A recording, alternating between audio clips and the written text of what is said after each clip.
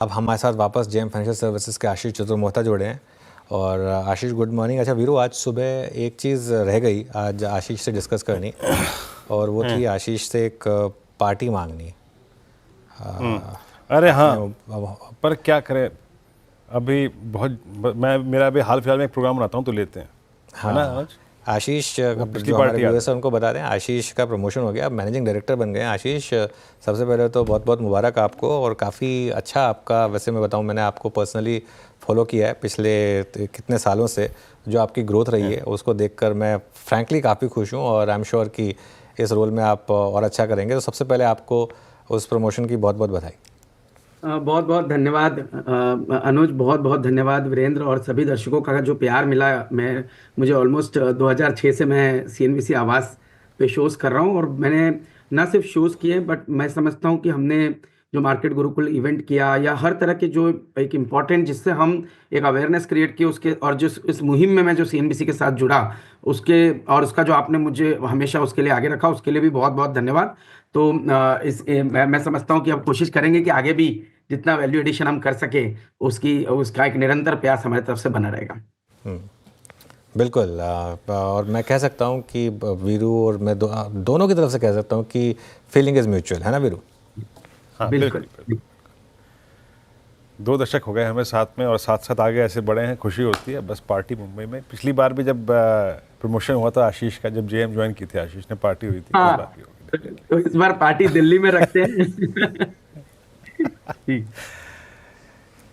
दिल्ली मुंबई कहीं भी रखिए, मेरे ख्याल से मुंबई रहेगी तो सारे के सारे रहेंगे, पूरी टीम चलिए, रहेगी, है ना बिल्कुल अनुज? बिल्कुल बिल्कुल। 100%। अब देखिए, अनुज की डाइटिंग थोड़ी कम हुई हो तो फिर एक अच्छी पार्टी रखने का मजा आएगा। मुझे लास्ट टाइम भी याद है कि अनुज बहुत सेलेक्टिव थे अपने पूरे चॉइस में खाने नहीं, के, तो मैं समझ।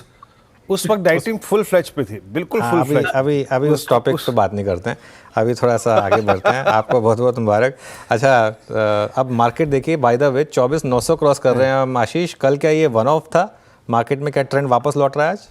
जी बिल्कुल। तो मेरा ये अनुज ये मानना है कि बाजार की जो स्ट्रेंथ है वो फुल फ्लेजेड अब एक आ चुकी है, और हमने तो एक नोट भी बीच में इनिशिएट किया था जहां पे हमने कहा कि डॉलर इंडेक्स की गिरावट, और जिस तरह से इमर्जिंग मार्केट करेंसीज में एक स्ट्रेंथ आई, खास तौर पे रुपया में, ये कहीं ना कहीं इंडिया के लिए बहुत बड़ा पॉजिटिव सिग्नल रहेगा, क्योंकि एफआई के इन्फ्लोज इस बात पे काफी हद तक डिपेंडेंट रहेगी कि रुपये की स्टेबिलिटी कैसी है। और रुपये जैसे ही स्टेबल होना शुरू हुआ, हमने देखा एफआई इन्फ्लो आए, और उसके बाद 2 बड़े इवेंट आए जहां पे टैरिफ की बात आई, जहां पर पे इंडिया पाकिस्तान वॉर की बात आई। बट इस पूरे ड्यूरेशन में अगर से आप डेटा देखेंगे तो इंडिया विक्स में कोई बहुत बड़ा जंप नहीं आया।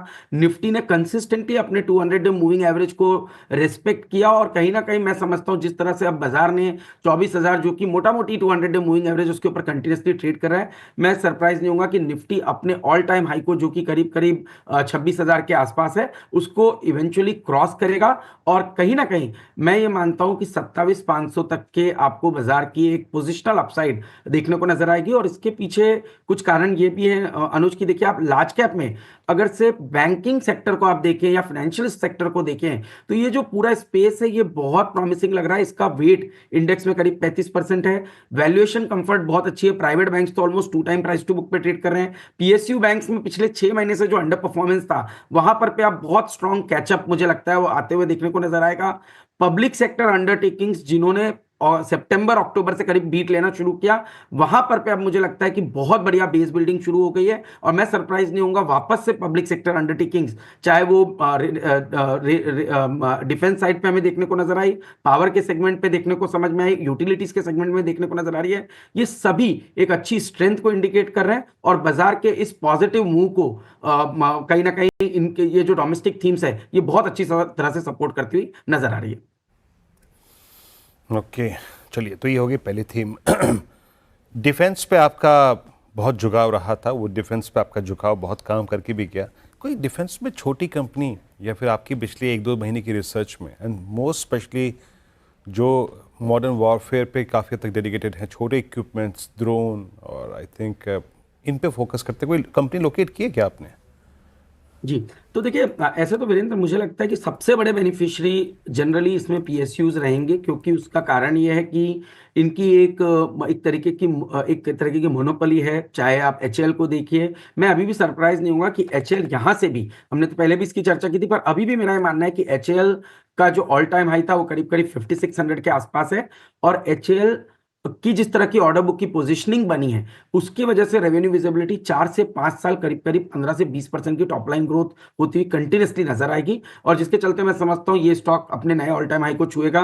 बीएल के अपने नंबर्स देखिए, मार्जिन में अच्छा खासा एक एक्सपांशन आया है, ऑर्डर बुक काफी स्ट्रांग हुई है, तो यहाँ पर भी जरूर अपसाइड है। पर अगर से शिप बिल्डिंग स्पेस में अभी भी हमें कुछ अच्छा लगता है तो वो होगा GRSC, garden rich ship builders. हमने मजगांव डॉक की बात पहले की थी, कोचिन की थी, मुझे लगता है अभी भी गार्डन रिच शिप बिल्डर्स में जो ऑर्डर बुक पोजीशन है वो बहुत ज्यादा स्ट्रांग है।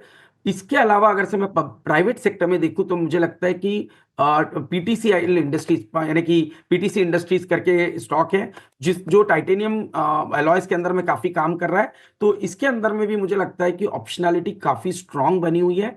और हमारे पोर्टफोलियो में भी हमने इसको जगह दी थी एज अ डिस्क्लोजर, ये कोई रिकमेंडेशन बाय सेल के लिए ना, पर ये कैश, ऐसा कैश स्टॉक है मिड साइज कंपनी का, डिफेंस को रिलेटेड, जो हमें काफी प्रॉमिसिंग नजर आता है। ये पीटीसी इंडिया नहीं है, पीटीसी इंडस्ट्रीज करके है, पीटीसी जो इंडस्ट्रीज करीब वही, करीब 14,400 के आसपास ट्रेड कर रहा है। पीटीसी इंडस्ट्रीज़ है ये, पीटीसी इंडिया नहीं है, ये इसको ज़रा सुधार लें। बिल्कुल काफ़ी हाई टिकट स्टॉक है वो पीटीसी इंडस्ट्रीज़, काफ़ी एचएनआईज़ के पास काफ़ी क्वांटिटी है इस स्टॉक की।